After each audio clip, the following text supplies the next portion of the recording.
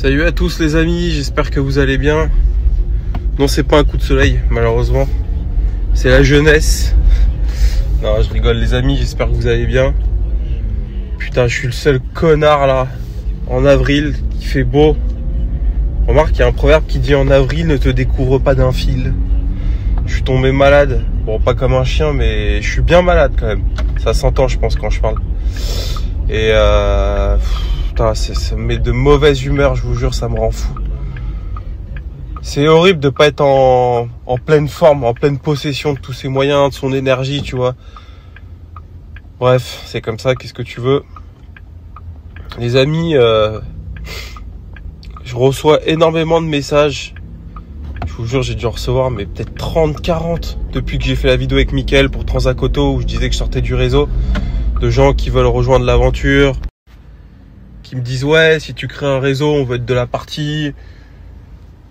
C'est ouf parce que ça sonne comme une évidence. Alors encore une fois, j'ai rien annoncé, mais on va l'annoncer. On va faire un petit compte à rebours. On va mettre ça en place. Mais encore une fois,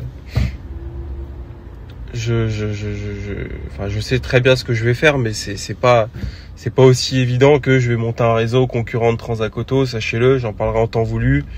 Mais en tout cas, ce qui est sûr, c'est que vous êtes chauds les amis et que oui, il va y avoir des opportunités, je vous le dis, ça c'est clair, pour tout le monde, comme il y en a eu pour moi à l'époque. Évidemment, on choisira que les meilleurs, les branquignols, ils resteront sur le côté. Et puis voilà quoi, ça va être une belle aventure, en tout cas, j'en dis pas plus. Puis voilà. Et aussi c'est marrant, vous êtes nombreux à avoir réagi au petit réel de Maxime là où je suis en Ferrari là. T'as quand même les gars, vous êtes il vous en faut peu hein, les gars pour vous exciter hein. Deux petites glisses sur un rond-point et alors évidemment c'était sur route fermée hein, je tiens à le dire quand même, la route était privatisée pour l'occasion. Non, parce que j'ai pas envie de retourner au tribunal pour des conneries comme ça. Donc là, on a fait les choses correctement. On avait prévenu la mairie, la préfecture. Voilà, on avait prévenu une équipe médicale au cas où voilà, il se passait quelque chose. Enfin, vraiment, on avait fait ça bien. Et en plus, c'était même pas en France, pour vous dire. Donc voilà. Là, pour les coups, on est dans les clous. Hein. Bon, voilà, les amis. Sur ce, une bonne journée. Moi, j'ai pas bossé samedi alors, j'ai bossé samedi matin. Mais ni dimanche ni lundi, donc là on a un peu de boulot. Et puis voilà quoi. Je suis malade, ça me rend fou. Ça me rend vraiment fou. Enfin les amis, vous allez vous dire le mec, il se répète, mais je sens Alan qui va encore me parodier. Bon là faut qu'Alan il change il faut qu'il change de modèle. J'ai vu qu'il s'était attaqué à Maxime, mais c'est pas à la hauteur, c'est pas encore à la hauteur. Ça a été, on sent que c'était vite fait, tu vois. Mais non, en vrai, les amis, je vais en reparler, mais putain, le Taycan, c'est une catastrophe. Allez, on y revient. Putain, je prends la bagnole. Hier, je la laisse 45 km d'autonomie. Hier soir. On rentre 45 km. Je me dis bon, bah c'est bon, j'ai ce qu'il faut pour faire. Pour aller au boulot et la recharger sur une prise, tu vois.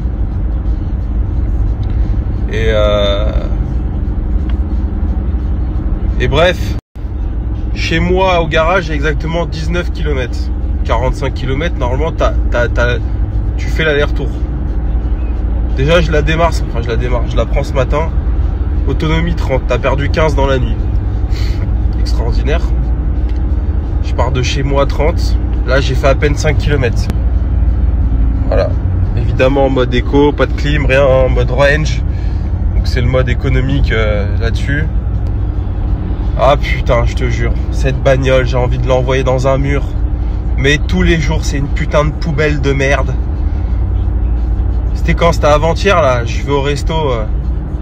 Je me dis, vas-y, dans Paris, je vais me prendre une petite borne, tu vois, le temps que je bouffe mon petit tartare frites. Ça va remettre 10-15%, je suis tranquille, tu vois. Putain, je vais à la borne à 800 mètres du resto en plus. Et le truc, tu vois pas qu'il marche pas. L'électrique, c'est de la merde de A à Z. excusez-moi, hein, je suis vulgaire, hein, mais l'expérience, elle est vraiment mais une catastrophe, les amis. Je vous jure, les amis, n'achetez jamais de l'électrique. Jamais. Et là, on va arriver au garage et je sais ce qui va se passer. Mon cousin qui a une Tesla, il va me dire, je dois la recharger. C'est pas de sa faute, hein, attention, c'est pas un reproche. Moi, je dois la recharger. Donc, on va se battre chacun son tour pour la recharger. Au final, on va être dans la merde toute la semaine. Voilà, c'est ça la vérité de l'électrique. Et ça, les vendeurs de bagnoles, ils vous le disent pas, ça.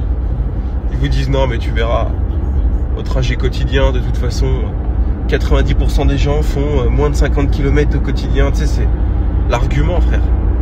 La vérité, c'est que c'est un stress perpétuel, cette voiture.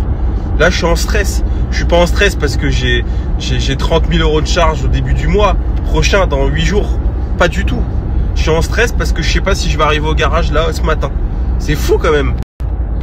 C'est fou quand même et en plus je paye 1700 € par mois pour du stress. Tu vois ce que je veux dire? C'est... Oh là là là là. Oh là là. Mais quelle erreur j'ai faite.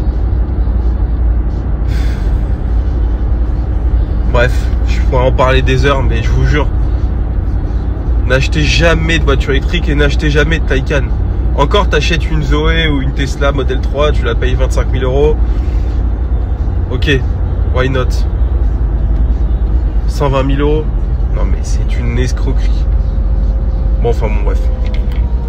Ce discours, je l'ai eu maintes et maintes fois, ça rien de... Voilà. Voilà, le point critique, il est là, les amis. Alors voilà, je vous explique. Là, c'est vrai que je suis un peu en stress. J'avoue, je commence à avoir une boule au ventre. Bon, après, il n'y a pas de stress. Au pire, je me mets sur le côté. J'ai la dépanneuse, mais c'est une demi-heure de perdu. Donc, j'ai autre chose à foutre. Mais voilà. Là, j'ai plus rien. J'ai plus un jus. Alors, on est en descente. Donc, on va mettre la régénération, histoire de gagner un petit peu. Mais après la descente, tu connais, il y a une montée. Et là, c'est chaud. Parce que la montée, en plus, elle est sale. Donc là, l'astuce, c'est vraiment de prendre son élan. Mais c'est fou de se dire que je fais ça avec une putain de caisse comme ça. Et me dites pas que j'ai pas été prévoyant. J'avais 45 km hier quand je l'ai garé. Ça, j'aurais pu le faire 2 fois, normalement. Donc c'est pas de ma faute. Je vais pas prévoir d'avoir 100 km d'autonomie pour 19 km tous les matins. C'est insensé. Bon, là, il y a le radar. Donc, tu vois, je le passe à 94. Faut vraiment... Voilà, faut optimiser à mort. Là, j'accélère, mais j'ai plus rien. Putain, tu sais que je stresse de ouf parce que la vérité, j'ai... Voilà, 110, on peut espérer aller au milieu de la montée en roue libre. Mais c'est après, les amis, je vous jure, là, je pense que je vais tomber en panne. En direct. Donc là, évidemment, voie pour véhicule lent. C'est impeccable, hein, 476 chevaux. Hein. C'est un argument. Hein. Ouais, je vais tomber en panne. Je le sais, je vais tomber en panne. Putain. Bon, au moins, on a un petit Joule. Ça détend.